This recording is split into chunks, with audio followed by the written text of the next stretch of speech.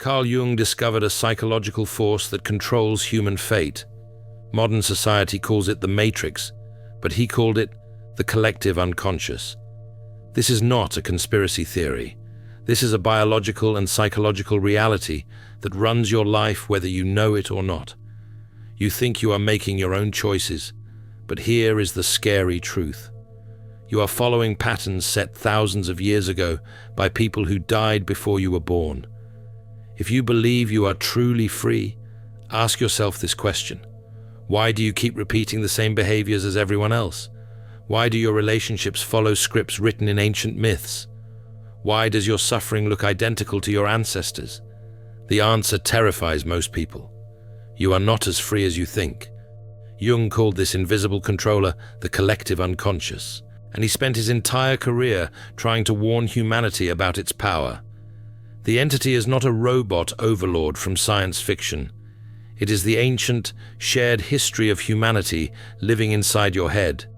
You inherited it the moment you were born, and it has been running your life ever since. Most people never wake up to this reality. They spend their entire lives acting out scripts they did not write, playing roles they did not choose, and dying without ever knowing who they really were beneath the programming. Jung discovered that this entity rewards you for sleeping and punishes you for waking up. And the moment you try to break free, you will feel the full force of its resistance. Here is what makes this even more disturbing. You are not just controlled by this entity. You are also helping it control others. Every time you judge someone for being different, you are enforcing the matrix. Every time you shame yourself for not fitting in, you are feeding it. Every time you choose comfort over truth, you are making it stronger. Jung called this archetypal possession. You think you are an individual, but you are actually acting out ancient patterns. The hero, the victim, the tyrant, the caretaker. These are not just personality types. They are scripts written into the human psyche millions of years ago, and they are controlling you right now. Think about your daily life. You wake up, check your phone, compare yourself to others, feel inadequate, then try harder to measure up. You go to work, wear the appropriate mask, say the acceptable things, hide your real thoughts. You come home, numb yourself with entertainment, and repeat the cycle tomorrow. You call this normal. Jung called it possession. You are being lived by invisible forces, and you have been trained to call it freedom. Jung observed something that made his blood run cold during World War II. Entire nations went insane at the same time. Millions of people who considered themselves rational and civilized suddenly became possessed by collective madness. They committed atrocities they would have found unthinkable just years earlier. This was not a coincidence. This was the matrix glitching. Jung called these events psychic epidemics, and he warned that they would keep happening as long as humanity remained unconscious. The scary part is not that it happened in the past. The scary part is that it is happening right now. You just cannot see it because you are inside it. Look around. People attacking each other over political beliefs they adopted without examination. Entire communities turning against individuals who question the narrative. Masses of people following trends they do not understand, buying things they do not need, believing things that contradict their own experience. This is not stupidity. This is the collective unconscious in action. This is what happens when millions of people are unconscious at the same time. Think about the last time you felt pressure to conform. Maybe you stayed quiet when you wanted to speak. Maybe you laughed at a joke you found offensive. Maybe you agreed with an opinion you secretly rejected. You told yourself it was no big deal. You were just being polite, just keeping the peace, just fitting in. But here is what Jung discovered. Every time you betray yourself to fit in, you feed the entity. You strengthen its control over you and everyone around you. This is how the matrix maintains itself. Not through force, but through your own voluntary compliance. Jung called this the persona, and he described it as the mask you wear in social situations. At first, The mask is just a tool. You put it on to navigate the world, and you take it off when you get home. But here is where it gets dangerous. If you wear the mask long enough, it starts to eat your face. You forget who you are underneath.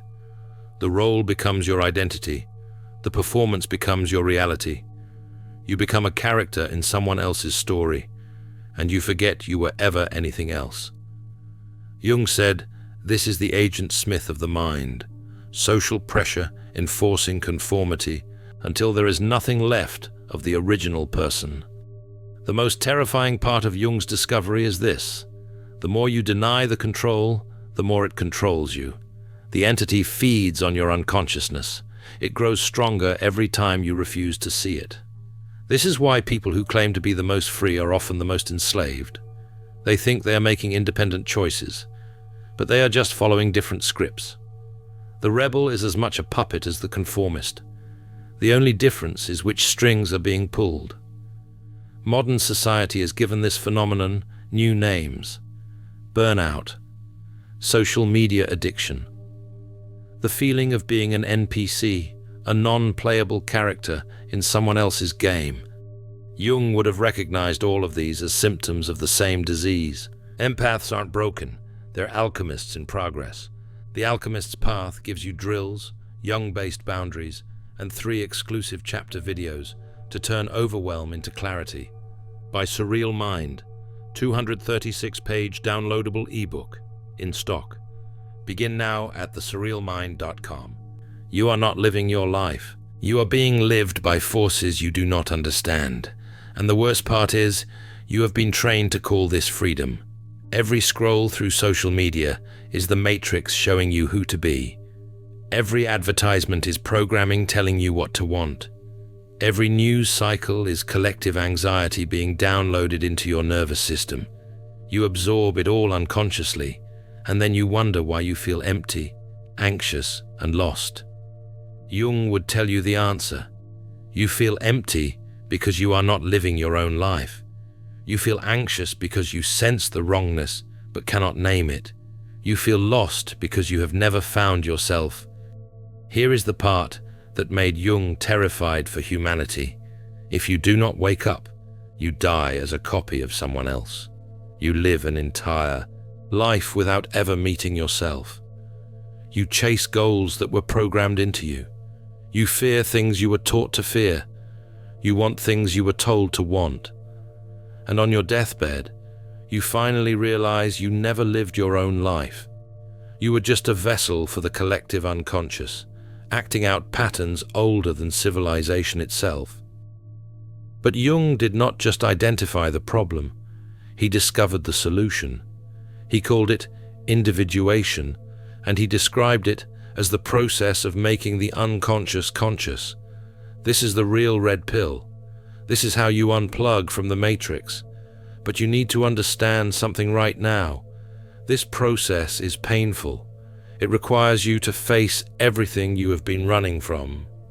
It demands that you accept the parts of yourself you have denied, and it will cost you relationships, comfort, and the illusion of safety. Individuation starts with shadow work, and this is where most people fail. Your shadow is not just your negative qualities. It is everything about yourself that you have rejected. It is your anger, your selfishness, your capacity for cruelty, but it is also your power, your creativity, your authentic desires.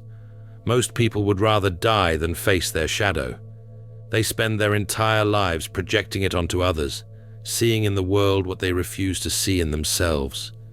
Jung discovered that you cannot become whole until you integrate your shadow. You cannot be free until you accept that you are capable of evil. This is not about becoming evil. This is about becoming honest. When you accept your shadow, you stop being controlled by it. When you own your darkness, it cannot possess you anymore. This is the paradox Jung discovered. The path to goodness runs through the acceptance of your capacity for evil. The path to freedom runs through the acceptance of your imprisonment. You cannot transcend what you refuse to acknowledge. Think about the person you hate most in the world, The qualities that disgust you in them are likely the qualities you have rejected in yourself. The behaviors that trigger you most intensely are probably behaviors you are capable of, but refuse to admit. Jung called this projection, and it is one of the primary ways the shadow controls you. You create enemies in the external world to avoid facing the enemy within. You wage war against others to avoid the war happening in your own psyche. The next step in individuation is separating yourself from the herd. This does not mean becoming a hermit. It means developing the ability to stand alone when necessary. Jung observed that most people would rather be wrong with the group than right by themselves. They sacrifice truth for belonging. They betray their own perceptions to maintain social harmony. The individuated person learns to trust their own experience, even when everyone else disagrees. This is harder than it sounds. The pressure to conform is not just external, it is internal. You have internalized the voice of the collective. It speaks to you as shame, as doubt, as the fear of being different. Jung called this the internalized persona, and it can be more tyrannical than any outside authority. The work of individuation is learning to distinguish between your authentic voice and the voice of the programming. It is learning to ask, whose thought is this? Whose desire? Whose fear? True freedom, Jung discovered, is making the unconscious conscious. It is bringing awareness to the patterns that run you. It is seeing the scripts you are following and choosing whether to continue them. This is not a one-time event. This is a daily practice. Every moment offers you a choice. Will you react from the pattern, or will you respond from consciousness? Will you feed the matrix, or will you starve it? Here is what Jung understood that most people miss. The matrix exists because humanity needs it. We are not ready for complete freedom. The psyche requires structure. It needs myths, symbols, and patterns to organize experience. The problem is not the collective unconscious itself. The problem is being possessed by it without knowing.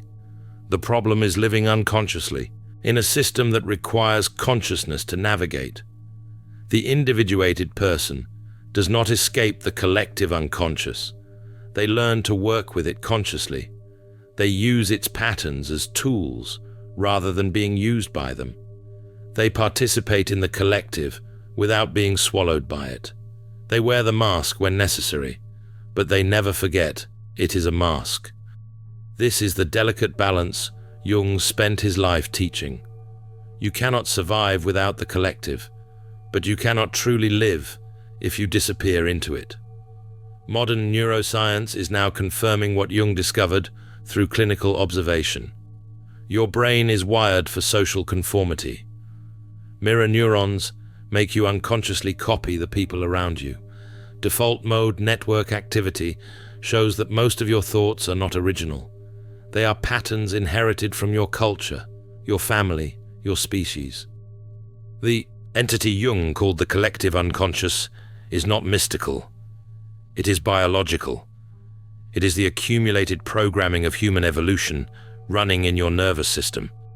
Research shows that up to 90% of your daily decisions are made unconsciously. You are essentially on autopilot most of the time, running programs you did not install and cannot see. The food you eat, the clothes you wear, the words you use, the beliefs you hold. Most of it came from outside you. Most of it was chosen by the invisible entity Jung discovered. But here is where it gets interesting. The same neuroscience that confirms the power of unconscious programming also reveals the power of conscious awareness to override it. Neuroplasticity shows that you can rewire your brain. Mindfulness research demonstrates that awareness itself changes neural patterns. Jung was right. Making the unconscious conscious is not just philosophical, it is neurological. Every time you catch yourself in a pattern and choose differently, you are literally rebuilding your brain. The terrifying realization Jung wants you to have is this. Right now, you are not living your life. The life is being lived through you by patterns older than language. Your thoughts are not your own. Your desires are not your own. Your fears are not your own.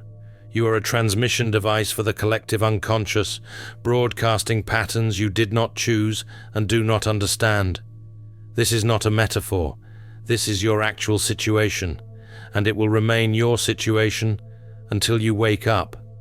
But waking up requires something most people are not willing to give. It requires you to question everything.